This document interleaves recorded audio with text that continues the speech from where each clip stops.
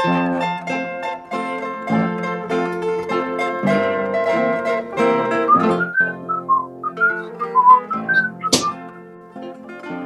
hey! Hello!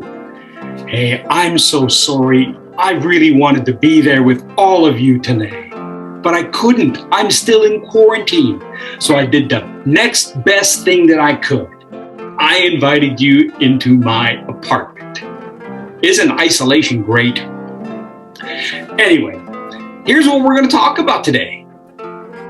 We're going to talk about cooking up a speech. That's right. We are going to combine all the wonderful things of a kitchen into a speech.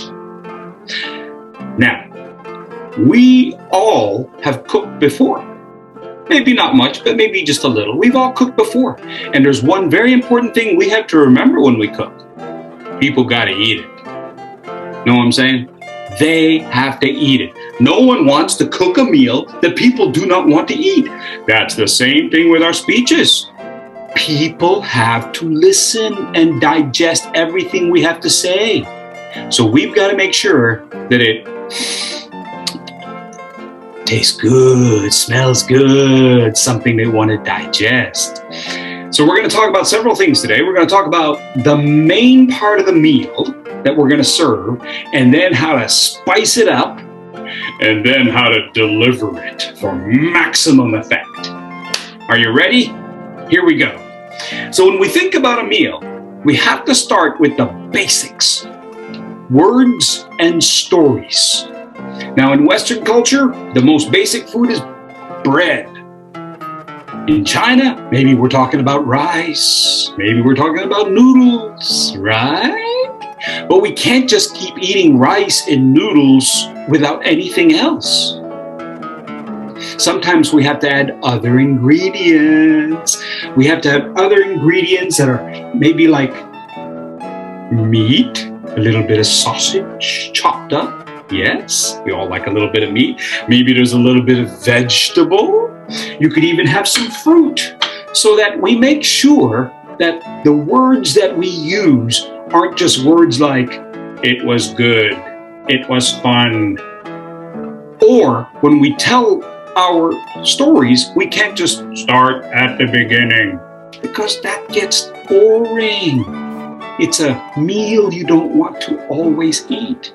Instead, you have to find a way to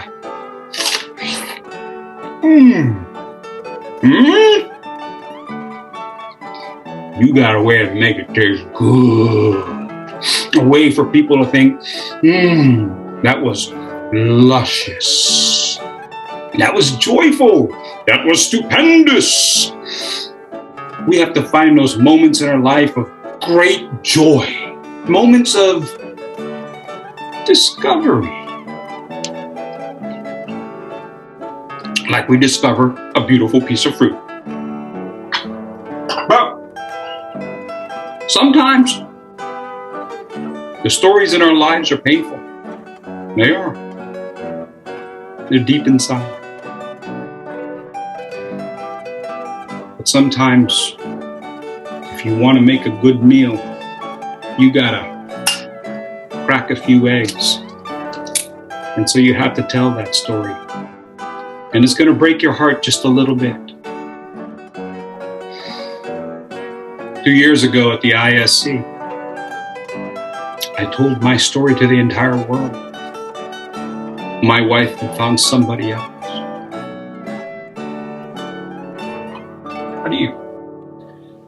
How do you tell the world that? How do you tell complete strangers over and over that the worst thing in your life happened to you? And the only thing that kept me going is that I knew that by sharing my story, others could learn, others could understand, others could see how important it was to move forward. I knew that my speech would help them move forward. And so can yours. Now, the next thing you're going to need to know in your speech, some spices. That's right. You've got your salt and your pepper, maybe even a little soy sauce. You definitely have some peppers. Can you imagine that in your meal? And then you've got these little beauties. Now the spices that we have in our kitchen, these are like the figures of speech. Let's take similes. Things like, your words are like a punch to the gut. That's a simile. Pretty as a picture. Or, you're sweet as sugar. Simile. We also have metaphors. Laughter is the best medicine. Time is money.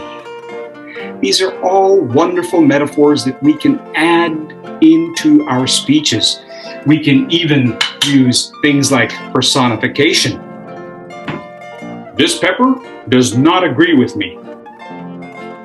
You see? That's something we can put in our speech to add a little bit of spice into it. And then, of course, you have things like alliteration, tough talk, Coca-Cola. So we've started with the main ingredients, plus the spices, and then finally we go into the delivery. When we deliver a speech, there are several things we have to think about. Of course, we have our gestures. But my friends, one of the most important things we have to have in our speech is our vocals. How do we speak so that others will listen? Yes? So don't we need pots and pans to do our cooking? Don't we need the right pots and pans? Because every dish requires a different pot and pan. And every pot and pan makes a different sound.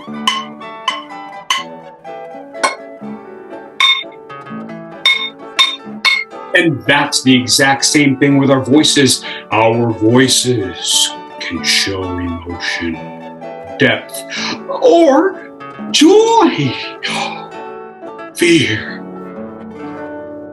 Don't be afraid to find the whisper in the dark. Yes, all of these are at our beck and call.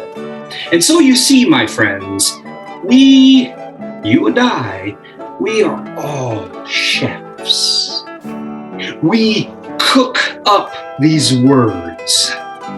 We write speeches the same way that we cook up a meal for our friends. We have them in mind, and we digest all of it with great hunger.